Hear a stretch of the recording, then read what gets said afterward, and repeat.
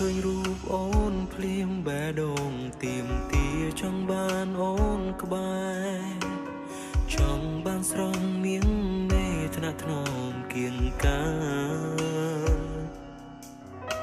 ហើយចិត្តស្រឡាញ់មួយនឹង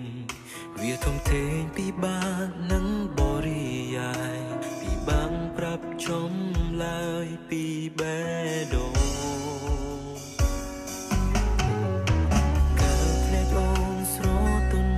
ចាទុនភ្លុំទាំងក្នុងចិត្តបងសំរស់ស្រងលូនអងឲ្យបងខ្វាយខ្វងព្រោះអូនពីបដូរដួងច័ន្ទបងទុនសាយសែនឆ្ងាយស្រងនាងស្នេហ៍ត្រឹមលួចមើលដួងខែពីចំងា